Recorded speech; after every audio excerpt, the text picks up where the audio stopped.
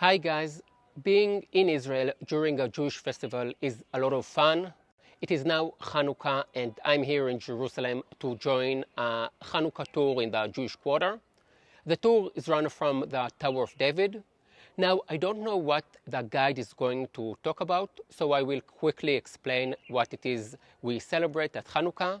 And if the guide says something that I've already said, then you can be like, I already knew that. I'm now in the Tower of David, which is located right next to Jaffa Gate.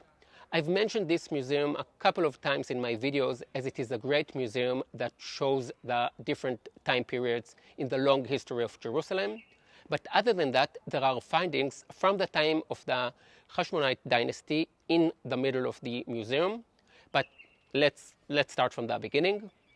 Hanukkah is a rabbinical holiday as it is not mentioned in the Bible and was added later on.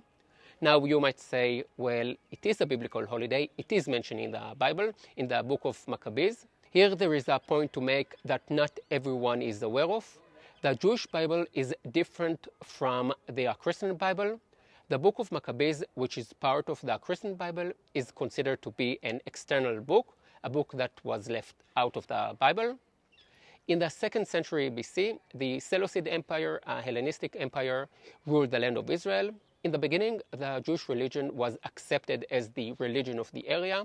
But when Antiochus Epiphanes ruled the empire, he decided to forbid Jewish religious practice. The Jews, led by the Maccabees family, rebelled against the empire. The war was 7 years long, from 167 BCE until 160 BCE. And in the middle of this war, in 164 BC, the Maccabees liberated Jerusalem and purified the temple. After purifying the temple, they wanted to light the menorah, which is the Jewish symbol. It is a 7-lamp lampstand. They only found enough olive oil to light the menorah for 1 day. But miraculously, the oil kept burning for 8 days, giving them enough time to find more pure olive oil. And this is why we celebrate Hanukkah for 8 days. This was the only Jewish rebellion that succeeded. All the others failed. After the Maccabees won, they formed a free Jewish state that was ruled by the Hashmonite dynasty. When we say Maccabees and Hashmonaim, we mean the same thing. This was a time of renaissance for Jewish culture. The free Jewish state lasted for about 100 years. Some say more, some say less. The reason for the different numbers you hear is that people started counting and finished counting at different points. After Jerusalem was liberated, there was another round of fighting with the Seleucid. And when the Roman took over, it was also a gradual process. Anyway, here in the middle of the Tower of David, there is this wall which was built by the Hashmonite dynasty to protect Jerusalem from the Seleucid Empire. And here you can see the ballista stones that the Seleucid soldiers threw over the wall. I find it mind-blowing. We are now in the state of Israel celebrating Hanukkah, eating sufganiyot, and celebrating a victory that happened literally here, 2,200 years ago. The Zionist movement saw the Maccabees as a role model for Jews in that they fought for their right to practice Judaism and to have a Jewish state. And today, let me show you in my wallet. Here you can see a 10-cent coin, and here you can see the menorah. Don't confuse the menorah that was in the temple with 7 branches with the Hanukkah, which has 9 branches. The Hanukkah has 9 branches because we use 1 candle to light the other candles, and we celebrate for 8 days. On the first day, we light the shamash, the main candle, plus 1 candle. On the second day, the shamash plus 2, and so on. Anyway, this menorah here on the 10 cent, and this symbol here, both taken from ancient Jewish coins from the time of the Hashmonite kingdom. I have some time before the tour starts, so I want to go to the tower so you can get a better understanding of where we are. It is a great lookout. This building, by the way, was built by King Herod, who succeeded the Hasmonean dynasty and eliminated the last descendant of the Hasmonean. As we are waiting for the tour to begin, you have some time to give this video a like and subscribe. It helps a lot. I know you enjoy my videos, but please let YouTube know it too. So we will now walk to the Jewish quarter. We'll see a lot of Chanukiot, a lot of light, a lot of singing. Eyal will be our guide from the Tower of David, and it will be great.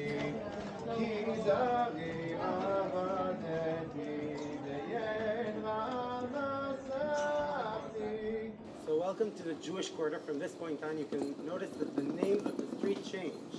We're talking about Saint James, a Christian name. It becomes Or Chaim, a Jewish rabbi. So we can understand that we're going into the old city, but not only now, we're going into the Jewish quarter. And in the Jewish quarter, the story of Hanukkah is a bit different. Things change from here, and today we have these same symbols throughout the entire Jewish nation. If you're in America, if you're in Europe, if you're in Australia, you'll see the same types of things, a bit different. But here, it actually began. So we'll see a few interesting things that began here, and slightly but surely got to a lot of different places.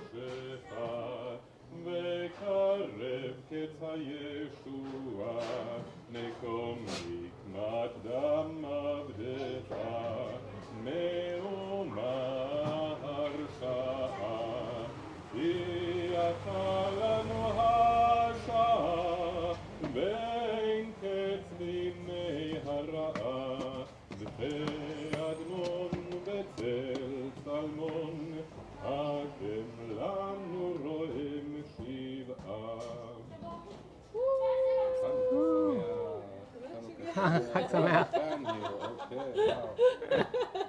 חנוכה בירושלים, מחר יהיה ביוטיוב.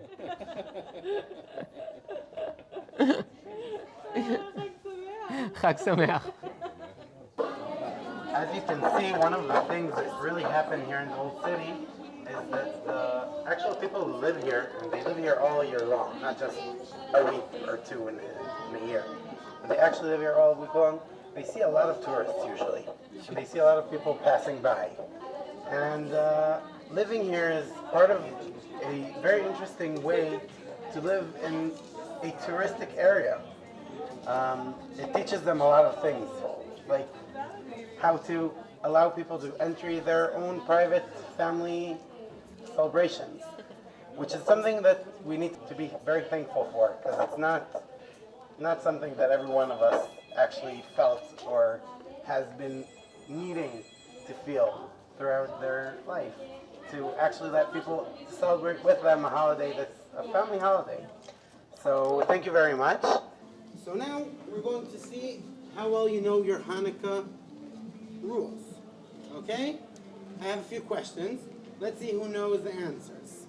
So who knows, where are we supposed to light the candles? Is it supposed to be in the kitchen? It's supposed to be in the window. Excellent. So we're actually supposed to light the candles outside. Do you know why? Why do we light it in the window? So we want everyone to see the lights. Because the lights, what do they represent? What story are they telling us? The miracle of Hanukkah. Therefore, we want everyone to see the miracle. We want everyone to know of the miracle. So we put there where the people can see the light. Do you know what are the hours that we're supposed to light the candles? Who knows what hours are we supposed to light the candles? So sunset is correct. From sunset, but do you know till which hour? It's not till midnight. It's still people stop going around. Why do they need to stop going around? Around 11-ish. In certain areas it could be even later than midnight. But the entire point is to show people the miracle. So only if people can see it, therefore it's a time to light it. How long does the candle need to be lit? Who knows? About 40 minutes is correct. We need the candles to be lit more than 30 minutes. We need it that way people can see and celebrate. So we're going to see a lot of different lights. So we can see already that right in the edge of our street, there is also a few candles lit. And then we're going to go through the alley and see what we can find.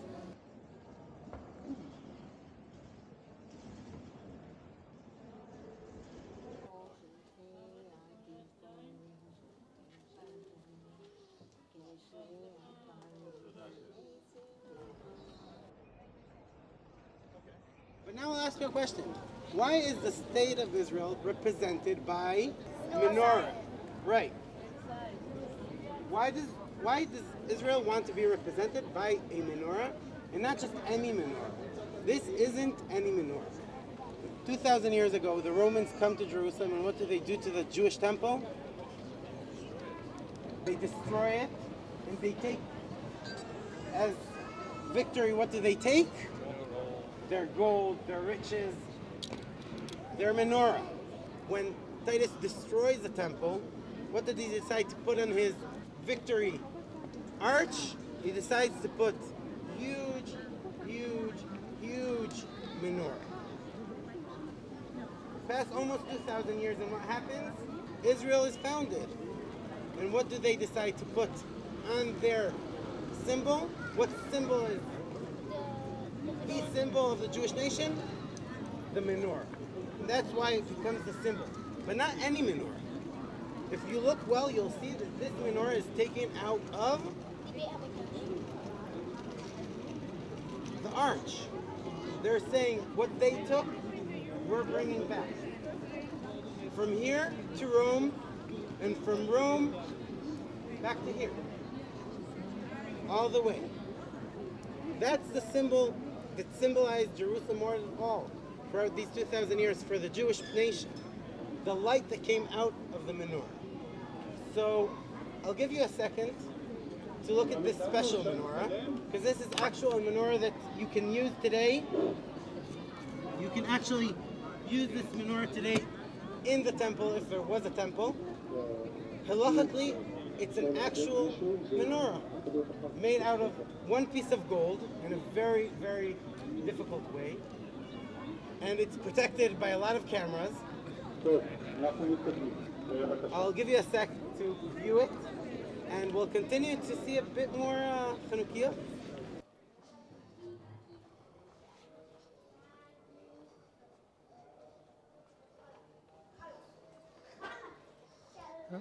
אפשר לצלם?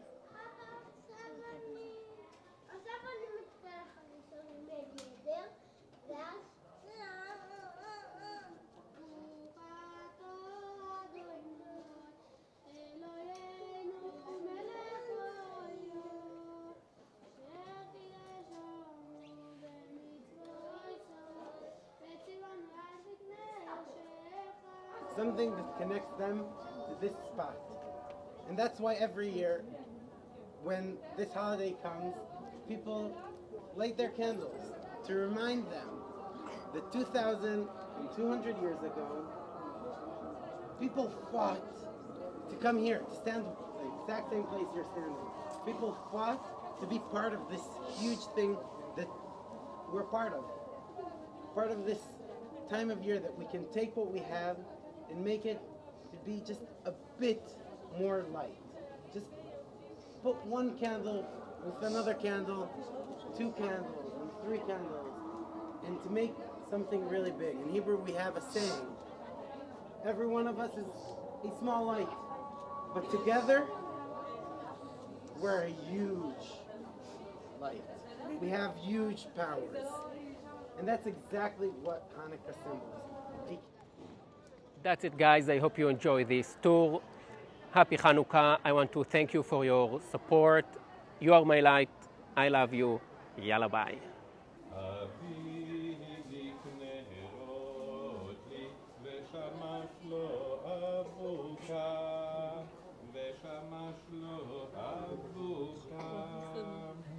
יודעים אתם לכבוד מי, יודעים אתם לכבוד מי, לכבוד החנוכה. מורי הביא סביבון לי בנופרת יצוקה, בנופרת יצוקה. יודעים אתם לכבוד מי, יודעים אתם לכבוד מי, לכבוד החנוכה. אמי נתנה